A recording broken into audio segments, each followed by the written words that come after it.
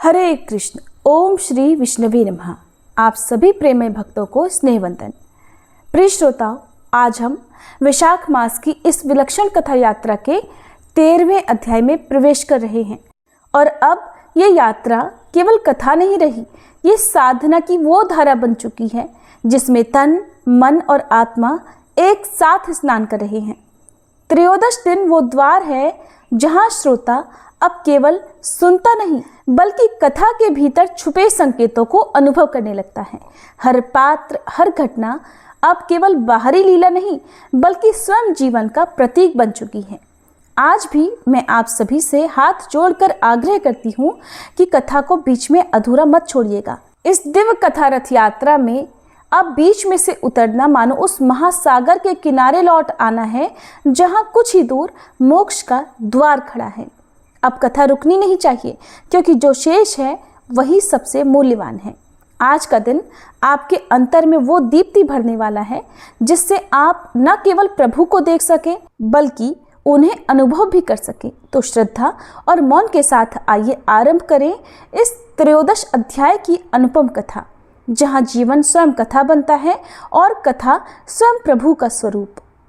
13वां दिन मंत्रवत बोले अंतर्ध्वनि, कथा नहीं अब रचना है हर हृदय में बनी। श्रीमद् भागवत के टीकाकारों में श्री श्रीधर स्वामी जी का नाम अग्रगण्य है। उनके गृहस्थाश्रम की बात है। एक बार आप रास्ते में चले आ रहे थे। ठगों ने आपसे पूछा कि तुम्हारे साथ और भी कोई है क्या? तो इन्होंने कहा, मेरे प्राणों के आधार श्री रघुनाथ जी मेरे साथ हैं। ठगों ने साथ चलकर किसी को ना देखकर ये समझ लिया कि इनके साथ तो कोई भी नहीं है, तो वे इन्हें मारने और लूटने का उपाय सोचने लगे। इसी बीच ठगों ने देखा कि धनुष बाण धारण किए परम सुकुमार प्रभु श्रीधर जी के साथ साथ चल रहे हैं। बीच बीच में भगवान ठगों को नहीं भी दिखाई देते। ठग जैसे ही उन्हें मारने का प्रयत्न करते वैसे ही बाण तान कर डराते हुए भगवान बीच बीच में दिखाई पड़ने लगते। ठग लोग साथ साथ लगे चले ही आए और जब ये अपने घर पर पहुंचे तो ठगों को श्री रघुनाथ जी कहीं भी नहीं दिखाई पड़े। तब वे श्रीधर स्वामी जी से पूछने लगे, वे सांवले से धनुष बाणधारी जो आपके साथ चल रहे थे वो अब कहाँ हैं? श्री स्वामी जी समझ गए कि रघुनाथ जी ने ही वन में रहकर इस कष्ट को दूर किया है। प्रभु की कृपा का अनुभव करके इन्होंने गृहस्थ आश्रम का भार अपने सिर से उतार फेंका और भजन करने लगे। चोरों ने भी सारा रहस्य जानकर स्वामी जी की शिष्यता स्वीकार कर ली। भगवान सदा अपने भक्तों के साथ इस प्रकार घूमा करते हैं जैसे बछड़े के पीछे पीछे गाय। श्री हरिपाल नामक एक भगवान के भक्त अति निष्किंचन थे। उनके यहाँ एक बार भक्तगण पधारे। घर में सेवा योग्य कुछ भी नहीं था। स्वयं भगवान लक्ष्मी जी को साथ लेकर यात्री बनकर आए और उस निष्किंचन भक्त के हाथों से लुट गए। साक्षी देने के लिए भगवान वृंदावन से एक भक्त के साथ खुरदहा ग्राम को पधारे। श्री रणछोड़ राय जी द्वारका से श्री रामदास जी के घर डाकोर को आए और अपने सेवक रामदास जी के ऊपर पड़ी हथियारों की चोट को अपने शरीर पर ले लिया। राजा बलि को बांधने वाले भगवान ने अपने श्री विग्रह को कान की सोने की बाली से भी हल्का कर लिया। ये चरित्र सभी जानते हैं। आइए इन्हीं कथाओं को अब विस्तार पूर्वक सुनते हैं। श्री हरिपाल जी का जन्म ब्राह्मण कुल में हुआ था और ये श्री भगवान के अकिंचन भक्त थे। संत सेवा में इनको बड़ी प्रीति थी। इनके यहाँ साधुओं की पंगत प्रतिदिन हुआ करती थी। धीरे धीरे जब घर का सारा राशन, सारा धन समाप्त हो गया तब ये बाजार से उधार ला लाकर संतों के भोजन प्रसाद की व्यवस्था करने लगे। थोड़े ही दिन में बाजारों में भी जब हजारों रुपयों का कर्ज हो गया तो बाजार के लोगों ने भी इन्हें उधार देना बंद हो गया और वहाँ से भी उधार मिलना अब बंद हो गया। पास पड़ोस के लोग इनको उधार देने से इसलिए कतराते थे कि एक तो ये दिन भर साधु सेवा करते हैं, कुछ काम धंधा तो करते नहीं, फिर अगर इन्हें उधार दे भी दिया तो ये वापस कहाँ से करेंगे। यही सोचकर पास पड़ोसी के लोग भी इन्हें उधार नहीं देते थे। संत सेवा के लिए धन की व्यवस्था का क्या उपाय किया जाए जिससे संत सेवा निर्बाध होती रहे, अब ये सदा इसी बारे में सोचा करते। इसी क्रम में ये एक बार किसी वैश्य के यहाँ चोरी करने के उद्देश्य से ही जा पहुँचे। चाहे कुछ भी हो, इन्हें धन चाहिए था, और धन भी स्वयं के लिए नहीं, अपने परिवार के लिए नहीं, बल्कि साधु संतों की सेवा के लिए। आधी रात का समय था। अचानक घर में खटपट होने से वैश्य की पुत्री की नींद टूट गई। उसने अपने पिताजी से कहा, पिताजी पिताजी, लगता है घर में कोई चोर घुसा है। वैश्य ने कहा, चिंता मत करो, हमारे गांव में ना कोई चोर है, ना कभी चोरी होती है, और अगर कोई होगा भी तो हरिपाल ही होंगे, क्योंकि वे साधु संत सेवा के लिए कुछ ले जाने के लिए ही आए होंगे, इसलिए तो चुपचाप सो जा, बिल्कुल परेशान मत हो। पिता पुत्री की इस बात को जब श्री हरिपाल जी ने सुना तो उन्हें इस बात की बड़ी ग्लानि हुई कि वे एक भगवत भक्त के यहाँ चोरी करने घुस गए हैं, और उन्होंने फिर सारा सामान तो वहाँ छोड़ ही दिया, साथ ही वह चादर भी छोड़ दी जिसमें उन्होंने चोरी का सामान बांध रखा था। इस घटना के बाद उन्होंने चोरी करना भी छोड़ दिया, क्योंकि इसमें इस बात का भय था कि कहीं गलती से किसी भक्त के यहाँ चोरी ना हो जाए और उनसे कोई अपराध ना बन पड़े। परंतु साधु सेवा के लिए धन की तो आवश्यकता थी ही थी, धन की व्यवस्था भी करनी थी। धन कहाँ से आए, इसलिए अब उन्होंने एक और तरीका निकाला। उन्होंने जंगल में जाकर साधु का सा वेश बना लिया, माथे पर तिलक लगा लिया, गले में माला कंठी धारण कर ली। इस तरह से एक संत साधु महात्मा का वेश बनाकर अब वे मार्ग में बैठे हुए, जो भी उस मार्ग से गुजरता था, उन अभक्तों को लूटना उन्होंने शुरू कर दिया, और उसी धन से वे संत सेवा किया करते। लेकिन जो भी भगवान के भक्त थे उन्हें वो बिल्कुल नहीं लूटते थे, उनको वो सीधे सीधे जाने देते थे। एक दिन उनके घर पर, उनके द्वार पर बहुत बड़ी सी संत मंडली आ पहुंची। तब उन्होंने पत्नी से कहा कि देवी, आज तो हमारे बड़े भाग्य हैं जो इतने संत घर पर आ गए हैं, अब तुम जल्दी से इनके लिए भोजन का कुछ उपाय करो। पत्नी कहने लगी, स्वामी, घर में तो एक भी दाना नहीं है, मैं क्या इंतजाम करूं? हरिपाल जी की पत्नी भी उन्हीं की तरह धार्मिक थी, अपने पति की साधु संत सेवा कराने में खूब मदद किया करती, जैसे भी बन पड़ता वो हमेशा उनके साथ तैयार खड़ी रहती। तो हरिपाल जी कहने लगे, अच्छा दाना भी नहीं है तो जाओ कहीं पास पड़ोस से ही कुछ मांग कर ले आओ। पत्नी बोली, पास पड़ोस वाले कुछ नहीं देते, यहाँ तक कि वे लोग तो मुझे देखते ही अपने घर के दरवाजे तक बंद कर लेते हैं। अब तो भगवान ही कोई उपाय कर सकते हैं, बल्कि मैं तो यही कहूँगी कि अब हम दोनों बैठकर भगवान से ही प्रार्थना करें, वे ही हम लोगों की सुनेंगे। बाजार से जाकर इसलिए उधार नहीं ला सकते थे कि अब तो लोगों ने उधार देना ही बंद कर दिया था। कोई भी चारा ना देखकर पत्नी की बात सुनकर भक्त हरिपाल कुछ क्षण के लिए उदास हो गए। फिर बोले, अच्छा ठीक है, तू जैसा कहती है वैसा ही करूँगा। बस फिर क्या था, भक्त दंपति ने अत्यंत दीन भाव से भगवान की ही शरण ली और बोले, प्रभो, बाहर संत मंडली खड़ी है, हे दीनानाथ, अब तो लाज तुम्हारे ही हाथ है। इधर अपने निष्किंचन और संत सेवी भक्त हरिपाल को चिंतित जानकर द्वारकानाथ भगवान श्री कृष्ण व्याकुल हो गए। भक्त की चिंता ही भगवान की चिंता होती है, और उसे दूर करना, अपने भक्त की चिंता का निवारण करना ही उनका कार्य होता है। भगवान ने तुरंत एक सेठ का रूप धारण कर लिया, मूल्यवान वस्त्र आभूषण धारण किए और चलने को तैयार हुए। तो रुक्मणी जी ने पूछा, प्रभु, आप ये अचानक से कहाँ चल पड़े और ये आपने क्या भेष बना रखा है? भगवान ने कहा, एक भक्त के घर जा रहा था, पर तुमने टोक दिया, अब लगता है कुशल नहीं होगा, मेरे काम में तो तुमने टोक कर रुकावट डाल दी। श्री रुक्मणी जी किंचित रोष व्यक्त करते हुए बोली, प्रभु, आपको तो जहाँ जाना होता है अकेले ही चल देते हैं, मुझे तो आप पूछते तक नहीं, और जब आज मैंने पूछा तो आप कह रहे हैं कि टोक दिया। भगवान मुस्कुराते हुए कहने लगे, अच्छा आज तुम भी चलो, मेरा बड़ा भारी भक्त है, इसलिए खूब सज धज लो, देखो मैंने भी खूब सुंदर वस्त्र और सबसे महंगे आभूषण धारण कर रखे हैं। भगवान का प्रोत्साहन पाकर श्री रुक्मणी जी ने नख से शिख तक मणि रत्न जड़ित आभूषणों से श्रृंगार किया और चलने के लिए तैयार हो गई।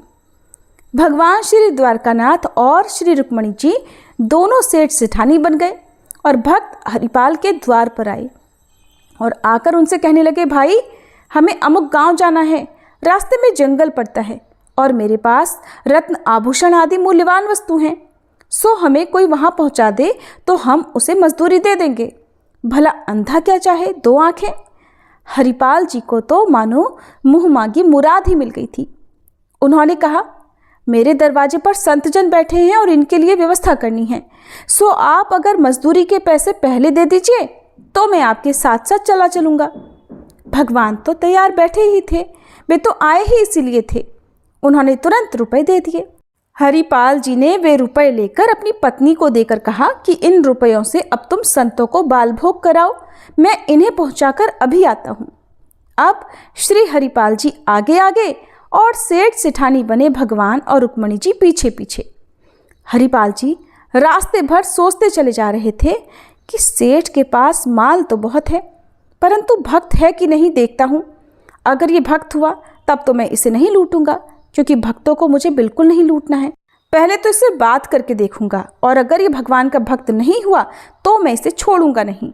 इसलिए वे बार बार पीछे मुड़ मुड़कर सेठ सेठानी को देख लेते, फिर उनकी वेशभूषा के आधार पर उनकी परीक्षा करते। इन्हें इन लोगों के शरीर पर न कोई तिलक दिखाई दे रहा था, न ही कोई माला कंठी, क्योंकि अगर ये भक्त होते तो इनके माथे पर तिलक तो जरूर होता, और अगर तिलक होता तो माला कंठी भी धारण किए होते। अब जब ये चिन्ह इनके पास नहीं है तो इसका मतलब ये भगवान के तो भक्त है ही नहीं। रास्ते में जो उन सभी के बीच में वार्ता हो रही थी, जो चर्चा हो रही थी, वो भी केवल और केवल धन दौलत और व्यापार वाणिज्य की हो रही थी। भगवान के नाम की तो चर्चा दूर दूर तक थी ही नहीं। अब तो हरिपाल जी के मन में ये बात पक्की हो गई कि ये लोग अवैष्णव हैं और पक्के दुनियादारी व्यक्ति ही हैं, भगवान के तो भक्त ये है ही नहीं। इसलिए इन्हें अगर मैं लूटूंगा तो वो बिल्कुल अनुचित नहीं होगा, और ख़ास तौर पर मुझे तो इनको लूटना ही चाहिए, ये भगवान के भक्त जो नहीं हैं। ऐसा विचार कर जब निर्जन सुनसान जंगल में वे पहुंच गए तो सेठ सेठानी की गर्दन पर उन्होंने भाला रख दिया और गरज कर बोले, जो भी तुम लोगों के पास हो उसे निकाल कर रख दो, नहीं तो बेमौत मारे जाओगे। तुम लोगों को मालूम नहीं मेरा नाम हरिपाल है। अब तो भगवान ने कांपते हाथों से चुपचाप जल्दी जल्दी सारे आभूषण जो वो जानबूझकर पहनकर आए थे उतार कर रख दिए। आखिर में वे आए तो इसीलिए थे। इसके बाद उन्होंने रुक्मणी जी को भी संकेत कर दिया कि जल्दी से तुम भी सारे आभूषण उतार दो, नहीं तो अनावश्यक विपत्ति में पड़ जाओगी, ये तो तुम्हें मार डालेगा। रुक्मणी जी को बड़ा आश्चर्य हुआ कि प्रभु आज ये कैसी लीला कर रहे हैं। जिसके डर से काल भी डरता हो, वे सर्वशक्तिमान प्रभु इस मर्त्य मानव से क्यों डर रहे हैं। फिर भी प्रभु की इच्छा समझ उन्होंने सारे आभूषण उतार कर रख दिए। बस एक उंगली में एक सोने का छल्ला भर रह गया, जो जल्दीबाजी में निकल नहीं रहा था, फंस गया था। हरिपाल जी ने देखा कि सेठानी के उंगली में अभी तक सोने का एक छल्ला है और उससे भी संत सेवा हो सकती है। साधु संतों की भोजन सामग्री इस छल्ले को बेचकर आ सकती है। तब तो वे बड़ी निष्ठुरता से उंगली मरोड़कर उसे भी निकालने लगे। ये देखकर रुक्मणी जी को क्रोध तो बहुत आया कि इस दुष्ट को इतने सारे आभूषण दे दिए, फिर भी एक छल्ले के लिए इसने मेरी उंगली मरोड़ दी। अब वे हरिपाल को शाप देने के लिए तैयार हुई। भगवान उनके मनोभाव को जान गए और कहीं सचमुच श्री रुक्मणी जी उसे शाप ही ना दे दें, ये सोचकर तुरंत अपने असली रूप में प्रकट हो गई और भक्त हरिपाल को अपने वक्ष स्थल से चिपटा लिया। मानो प्रभु ने इस प्रकार श्री रुक्मणी जी को ये बता दिया हो कि इसे शाप न दो, अन्यथा इसका शाप भी मैं अपने ही ऊपर ले लूँगा। और जब हरिपाल जी को ये बात पता चली कि जिन सेठ सेठानियों को मैंने लूट लिया है वे तो मेरे परम आराध्य ही हैं, तब तो उनकी दशा विचित्र हो गई। वे बार बार प्रभु के चरणों में गिरकर क्षमा याचना करते हुए प्रायश्चित करने और सारा धन वापस करने लगे। तब भगवान ने कहा, भैया ये तो मैं तुम्हारे लिए ही लाया था, तुम्हारी संत सेवा से मैं बहुत प्रसन्न हूँ। तुम तो मेरे भक्तों के मुकुटमणि भक्त राज हो, तुम किसी प्रकार की कोई चिंता मत करो और ये सारा धन ले जाकर संतों की खूब सेवा करो। श्री हरिपाल जी ने कहा, प्रभु अगर संतों को इस बात का पता लग जाएगा तो वे इसे बिल्कुल स्वीकार नहीं करेंगे, और फिर तो मेरी जग हंसाई भी बहुत होगी कि इसने तो भगवान को ही लूट लिया। भगवान कहने लगे, डरो मत, ये सब मेरी ही इच्छा से हुआ है, इसलिए मैं किसी से कुछ नहीं कहूँगा, तुम भी मत चिंता करो। इस प्रकार वार्तालाप कर और दर्शन देकर जब भगवान जाने को तत्पर हुए तो हरिपाल जी ने कहा, प्रभु, अगर आपने संत सेवा से संतुष्ट होकर मुझे दर्शन दे दिए हैं तो इसकी प्रेरणा तो मुझे मेरी पत्नी ने दी है, इसलिए कृपा करके आप मेरे साथ साथ उसे भी दर्शन दे दीजिए। भगवान भक्त हरिपाल के भाव को जानकर बहुत प्रसन्न हुए और फिर घर चलकर दर्शन देने की स्वीकृति भी दे दी। फिर क्या था, हरिपाल जी आनंद से नाच उठे। उन्होंने कंधे पर एक ओर भगवान को और दूसरी ओर माता रुक्मणी को बिठाया और घर लाकर सिंहासन पर बिठाकर उनकी खूब सेवा पूजा की। इसके बाद संतों का बहुत बड़ा भंडारा हुआ। श्री हरिपाल जी की पत्नी जब संतों के लिए भोजन बनाने लगी तो ये सब देखकर श्री रुक्मणी जी ने भी आग्रह करके उसमें हाथ बटाया। उन्होंने भी साथ साथ बैठकर हरिपाल जी की पत्नी के साथ भोजन बनवाया। और इसी तरह जब श्री हरिपाल जी भोजन परोसने लगे तो भगवान भी उनके साथ साथ जुट गए। अब मन में जरा भाव कीजिए कि जब हरिपाल जी सभी साधु संतों की सेवा कर रहे हैं, उनके आगे भोजन परोस रहे हैं, तो भगवान भी एक एक करके सभी संतों के आगे पत्तल रख रहे हैं। उसमें कहीं खीर, कहीं पूरी, कहीं तरह तरह के स्वादिष्ट व्यंजन परोस रहे हैं। सभी के लिए प्रसाद की व्यवस्था कर रहे हैं। प्रेम से आग्रह करके संतों को भोजन पवा रहे हैं। कितना अद्भुत दृश्य है। संतों ने भक्त और भगवान की जय जयकार की और आनंद पूर्वक भंडारा संपन्न हुआ। इसी प्रकार श्री भगवान अपने भक्तों से उसी प्रकार स्नेह करते हैं जैसे गौ माता अपने बछड़े से करती है। जैसे पयपान करते समय वत्स स्तनों पर प्रहार करता है तो भी गौ माता उसे दूध देती है, उसे डांटती फटकारती नहीं। वैसे ही भक्त द्वारा दिए कष्ट को न ध्यान रखकर भगवान सिर्फ और सिर्फ उसके भावों को ही देखते हैं। सभी प्रेम से बोलिए, ठाकुर जी की जय, माता रुक्मणी की जय, भक्त हरिपाल जी की जय। प्रिय श्रोताओ, ये थी आज की कथा। अब सुनिए वैशाख मास महात्म्य का आज का अध्याय। एक समय कथा कहने के लिए रोमहर्षण पुत्र उग्रश्रवा मुनि आए, जो कि व्यास जी के परम बुद्धिमान शिष्य थे। वहां आने पर मुनियों ने उनका भली भांति स्वागत सत्कार किया। पुराणों की बहुत सारी कथाएं सुनकर उन मुनिवरों ने अपनी इंद्रियों को वश में रखने वाले श्री सूत जी से कथा सुनने की इच्छा मन में रखकर इस प्रकार कहा। ऋषि बोले, हे रोमहर्षण कुमार सूत जी, आप सर्वज्ञ हैं, पौराणिक विषयों का वर्णन करने में कुशल हैं, इसलिए हम लोग आपके मुख से भूतल के मुख्य मुख्य पर्वतों का महात्म्य सुनना चाहते हैं। श्री सूत जी कहने लगे, महर्षियों, पूर्व काल में मैंने यही प्रश्न गंगा जी के तट पर बैठे हुए मुनि श्रेष्ठ व्यास जी से पूछा था। उसके उत्तर में मेरे सर्वोत्तम गुरु व्यास जी ने इस प्रकार कहा। सूत, प्राचीन युग की बात है। एक दिन मुनिश्रेष्ठ नारद नाना प्रकार के रत्नों से सुशोभित सुमेरु पर्वत के शिखर पर गए और उसके मध्य भाग में ब्रह्मा जी का अत्यंत प्रकाशमान दिव्य और विस्तृत भवन देखा। उसके उत्तर भाग में पीपल का एक उत्तम वृक्ष था, जिसकी ऊंचाई 1000 योजन की और विस्तार दुगुना था। उस पीपल के मूल भाग के पास अनेक प्रकार के रत्नों से युक्त दिव्य मंडप बना हुआ था, जिसमें वैदूर्य, मोती और मणियों के द्वारा स्वस्तिक ग्रह बनाए गए थे। वह दिव्य मंडप नए नए रत्नों से चिन्हित और दिव्य तोरणों यानी बाहरी फाटकों से सुशोभित था। उसका मुख्य द्वार पुष्पराग मणि का बना हुआ था, जिसका गोपुर 7 मंजिल का था। चमकते हुए हीरों से बनाए गए 2 किवाड़ उस द्वार की शोभा बढ़ा रहे थे। उस मंडप के अंदर प्रवेश करके देवर्षि नारद ने देखा कि दिव्य मोतियों का एक मंडप है। उसमें वैदूर्य मणि की वेदी बनी हुई है। महामुनि नारद जी उस ऊंचे मंडप के ऊपर चढ़ गए। वहां उस मंडप के मध्य भाग में एक बहुत ऊंचा सिंहासन भी था, जिसकी कहीं कोई तुलना नहीं है। उस मध्य भाग में सहस्त्र दलों से सुशोभित दिव्य कमल था, जिसका रंग सफेद था। सहस्त्रों चंद्रमाओं के समान उस कमल की दिव्य आभा थी। उस कमल के मध्य में 10,000 पूर्ण चंद्रमाओं से भी अधिक कांतिमान कैलाश पर्वत के समान आकार वाले एक सुंदर पुरुष बैठे हुए थे। उनकी 4 भुजाएं थी, अंग अंग से उदारता टपक रही थी। वराह के समान मुख था, वे परम सुंदर भगवान पुरुषोत्तम अपने 4 हाथों में शंख, चक्र, अभय और वर धारण किए हुए थे। उनके कटी भाग में पीतांबर शोभा पाता था।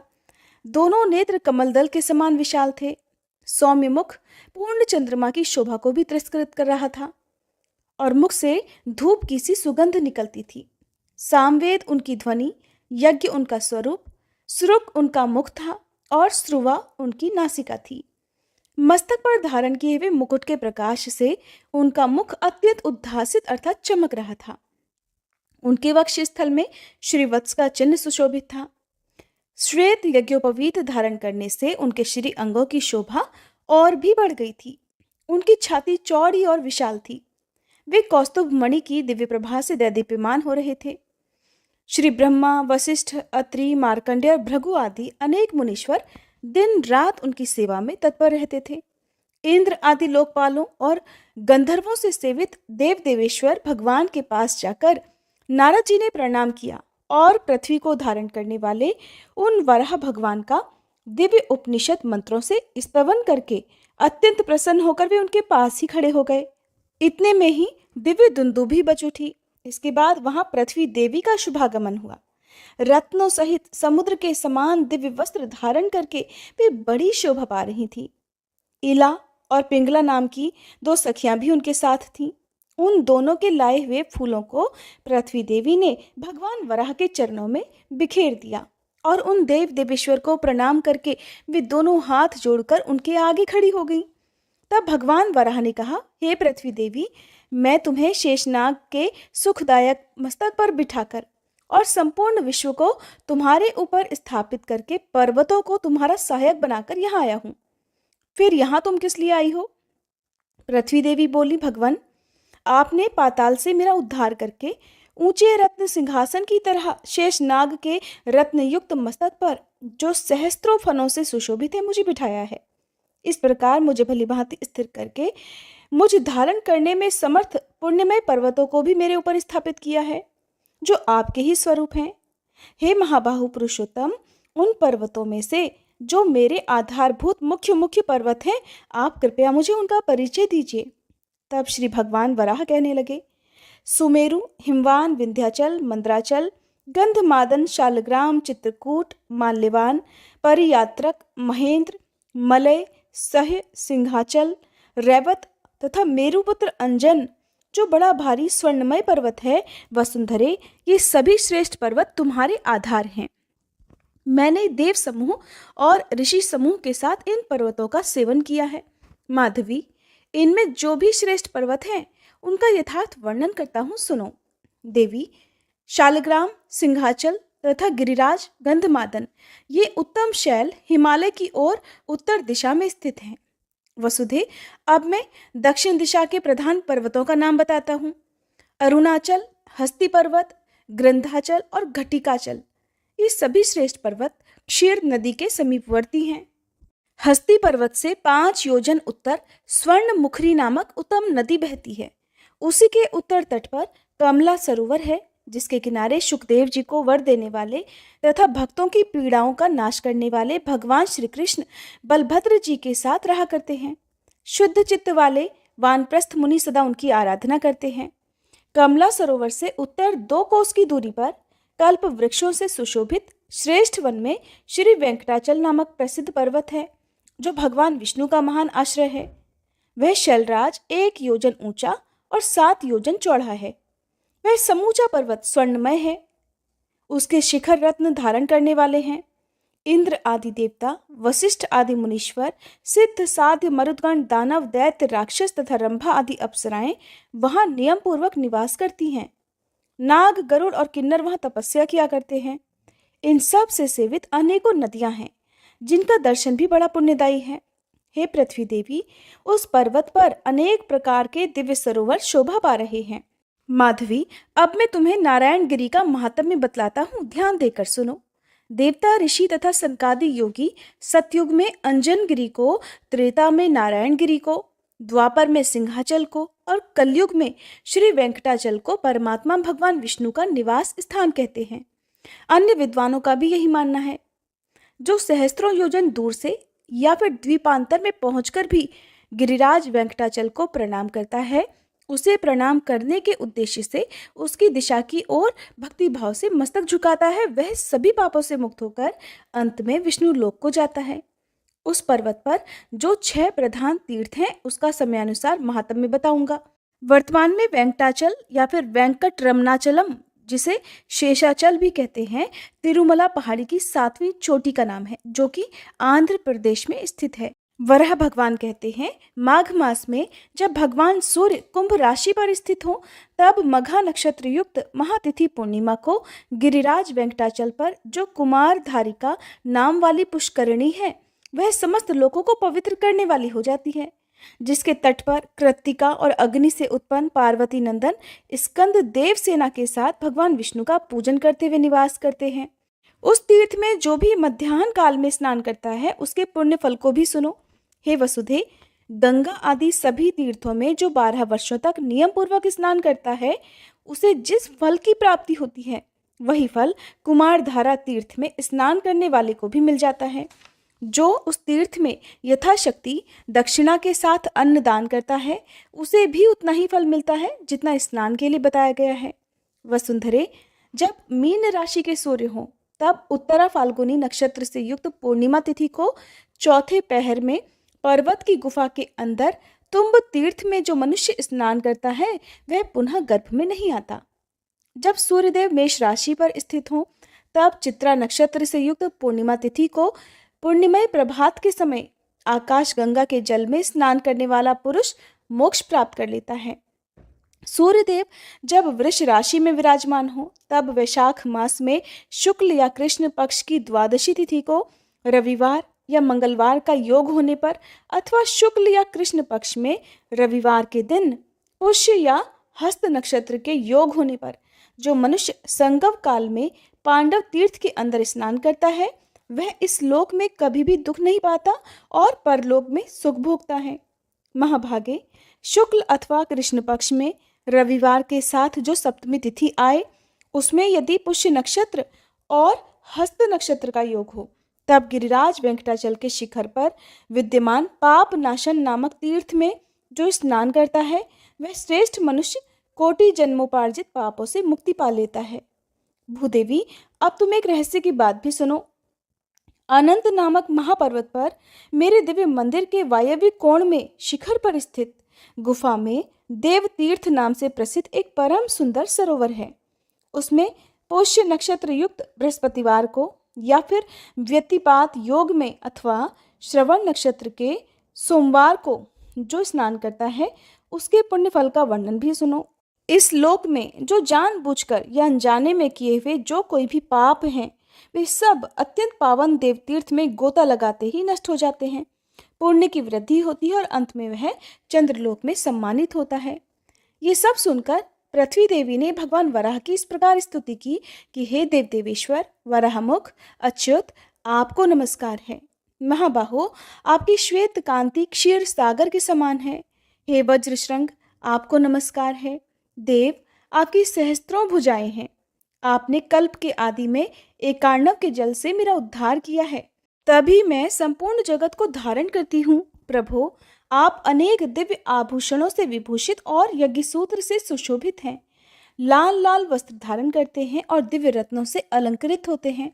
आपके चरणारविंद प्रातःकाल उदय होने वाले सूर्य नारायण के समान अरुण कांति वाले हैं। आपको बारंबार नमस्कार है। आपके दाढ़ों का अग्रभाग बाल चंद्रमा के समान शोभा पाता है। आपका बल और पराक्रम महान है। आपके श्री अंगों में दिव्य चंदन का आलेप लगा हुआ है और कानों में तपाए हुए सोने के कुंडल झिलमिला रहे हैं। आप इंद्रनील मणि से प्रकाशमान स्वर्णमय अंगद अर्थात बाजूबंद से विभूषित हैं। हे महाबल, आपने अपनी दाढ़ों के अग्रभाग से हिरण्याक्ष नामक दैत्य का वक्ष स्थल चीर डाला है। आपके नेत्र खिले हुए पुष्प कमल के समान परम सुंदर हैं। आप अपने दिव्य मुख से सामवेद के मंत्रों का गान करते समय मेरे मन को मोह लेते हैं। हे विशाल लोचन, ब्रह्मा जी और भगवान शिव आपके चरणों की वंदना करते हैं। आपका श्री विग्रह सर्व विद्यामय है। आप शब्दों की पहुंच से परे हैं। आपको बारंबार नमस्कार है। हे आनंद विग्रह, हे अनंत काल काल, आपको नमस्कार है। इस प्रकार स्तुति करके पृथ्वी देवी ने भगवान के चरणों में प्रणाम किया। ये देखकर भगवान वराहदेव के नेत्र हर्ष से खिल उठे। उन्होंने पृथ्वी देवी को साथ लेकर गरुड़ पर आरूढ़ होकर वहां से वृषभाचल अर्थात वेंकटगिरी को प्रस्थान किया। नारद आदि मुनीश्वरों से प्रशंसित और सेवित होकर पृथ्वीपति भगवान वराह स्वामी पुष्करणी के लोक पूजित पश्चिम तट पर निवास करते हैं। वहाँ अनेकानेक मुनीश्वर, महाभाग वैखानस और ब्रह्मा जी के तुल्य महात्मा पुरुष वराहमुख भगवान विष्णु की आराधना में संलग्न रहते हैं। हे सूत, जो मनुष्य हम दोनों के इस धर्ममय पावन संवाद को सुनता अथवा देवता और ब्राह्मणों के आगे पढ़ता है, वह प्रतिष्ठा को प्राप्त होता है। या जितने लोग सुनते हैं उन सभी को मनवांछित वस्तु की प्राप्ति होती है। श्री सूत जी कहते हैं, मुनीश्वरों, भगवान व्यास ने ये महात्म्य मुझसे कहा है और मैंने जैसा सुना है वैसा ही आप लोगों के सामने वर्णन कर दिया है। हरे कृष्ण। आज के महात्म्य में बस इतना ही। अब सुनिए श्री कृष्ण चालीसा पाठ और सबसे अंत में हम सभी मिलकर भगवान से क्षमा प्रार्थना करेंगे। बंशी शोभित कर मधुर नील जलद तन श्याम, अरुण अधर जनु बिंबा फल नयन कमल अभिराम, पूर्ण इंद्र अरविंद मुख पीतांबर शुभ साज, जय मन मोहन मदन छवि कृष्ण चंद्र महाराज। जय यदुनंदन जय जगवंदन, जय वसुदेव देवकी नंदन, जय यशोदासुत नंद दुलारे, जय प्रभु भक्तन के धृग तारे, जय नट नागर नाग नथैया, कृष्ण कन्हैया धेनु चरैया, पुनि नख पर प्रभु गिरिवर धारो, आओ दीनन कष्ट निवारो, वंशी मधुर अधर धरि तेरी, होवे पूर्ण मनोरथ मेरो, आओ हरि पुनि माखन चाखो, आज लाज भारत की राखो, गोल कपोल चिबुक अरुणारे, मृदु मुस्कान मोहिनी डारे, रंजित राजीव नयन विशाला, मोर मुकुट वैजंती माला, कुंडल श्रवण पीत पट आछे, कटी किंकणी काछन काछे, नील जलज सुंदर तन सोहे, छवि लखि सुर नर मुनि मन मोहे, मस्तक तिलक अलक घुंघराले, आओ कृष्ण बांसुरी वाले, करी पय पान पूत नहीं तार्यो, अका बका कागा सुर मार्यो, मधुवन जलत अग्नि जब ज्वाला, भय शीतल लखित ही नंद लाला, सुरपति जब ब्रज चढ़ियो रिसाई, मसूर धार वारी वर्षाई, लगत लगत ब्रज चहन बहायो, गोवर्धन नख धारी बचायो, लखि यशोदा मन भ्रम अधिकाई, मुख मह 14 भुवन दिखाई, दुष्ट कंस अति उधम मचायो, कोटि कमल जब फूल मंगायो, नाथी काली यही तब तुम लीन्हे, चरण चिन्ह दे निर्भय कीन्हे, करी गोपिन संग रास विलासा, सबकी पूरन करी अभिलाषा, केतिक महा असुर संग हार्यो, कंस ही केस पकड़ दे मार्यो, मात पिता की बंदी छुड़ाई, उगर सेन कह राज दिलाई, मही से मृतक छह सुत लायो, मातु देव की शोक मिटायो, भौमासुर मुर दैत्य संहारो, लाए 18 सहस कुमारो, दे भी नहीं तृण चीर संहारा, जरा सिंधु राक्षस कह मारा, असुर बकासुर आदिक मार्यो, भक्तन के तब कष्ट निवार्यो, दीन सुदामा के दुख टार्यो, तंदुल 3 मूठ मुख डार्यो, प्रेम के साग विदुर घर मांगे, दुर्योधन के मेवा त्यागे, लखी प्रेम की महिमा भारी, ऐसे श्याम दीन हितकारी। भारत के पारथ रथ हाके, लिए चक्र कर नहीं बलता के। निज गीता के ज्ञान सुनाए, भक्तन हृदय सुधा वर्षाए। मीरा थी ऐसी मत वाली, विष पी गई बजा कर ताली। राना भेजा सांप पिटारी, शालिग्राम बने बनवारी। निज माया तुम विधि ही दिखायो, उरते संशय सकल मिटायो। तब शत निंदा करि तत्काला, जीवन मुक्त भयो शिशुपाला। जब ही द्रौपदी टेर लगाई, दीनानाथ लाज अब जाई। तुरत ही वसन बने नंदलाला, बढ़े चीर भय अरि मुँह काला। असनाथ के नाथ कन्हैया, डूबत भंवर बचावत नैया। सुंदर दास आस उरधारी, दया दृष्टि की जय बनवारी। नाथ सकल मम कुमति निवारो, क्षमहु बेगी अपराध हमारो। खोलो पट अब दर्शन दीजे, बोलो कृष्ण कन्हैया की जय। बोलो कृष्ण कन्हैया की जय, बोलो कृष्ण कन्हैया की जय। ये चालीसा कृष्ण का पाठ करे उरधारी, अष्ट सिद्धि नवनिधि फल लहे पदार्थ चारी। बोलो श्री कृष्ण भगवान की जय। प्रिय श्रोताओं, आइए अब हम सब मिलकर भगवान श्री लक्ष्मी नारायण जी से क्षमा प्रार्थना करें। हे सच्चिदानंद परम करुणामय भगवान विष्णु, हे लक्ष्मी नारायण भगवान, आप सबके अंतःकरण में वास करने वाले सर्वज्ञ, सर्वशक्तिमान और अनंत दयालु हैं। मैं आपकी इस अज्ञानमय बालिका ने जीवन के पथ पर चलते हुए अनगिनत बार अपने विचारों, वचनों और कर्मों से जाने अनजाने पाप, त्रुटियां और अपराध किए हैं। हे प्रभु, कभी किसी के साथ कटु व्यवहार किया, कभी अहंकार में कुछ ऐसा बोल गई जो आपकी मर्यादाओं के विरुद्ध था। कभी क्रोध आया, कभी मोह ने भरमाया और कभी लोभ ने मुझे आपके पथ से डगमगाया। परंतु प्रभु, आप तो क्षमाशील हैं।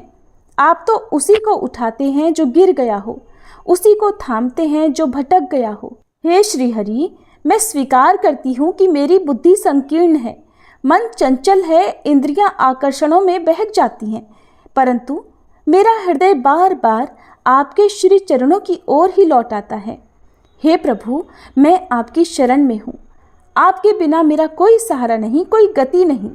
मुझ में यदि कोई गुण है तो वह आपके चरणों की भक्ति है। मुझ में यदि कोई शक्ति है तो वह आपके नाम का स्मरण है। आपकी कृपा के बिना मैं कुछ भी नहीं। इसलिए हे करुणा सिंधु, कृपया मुझ पर दृष्टि डालिए, मेरे समस्त पापों को क्षमा कर दीजिए। मुझे अपनी भक्ति में दृढ़ बनाइए और अपने प्रेम में बांध लीजिए। मैं न योग जानती हूँ, न यज्ञ, न तप, न व्रत। मैं तो केवल एक बात जानती हूँ कि आप मेरे हैं और मैं आपकी हूँ। यही संबंध मेरी आत्मा की अंतिम पहचान है। सभी प्रेम से बोलिए श्री सच्चिदानंद प्रभु की जय।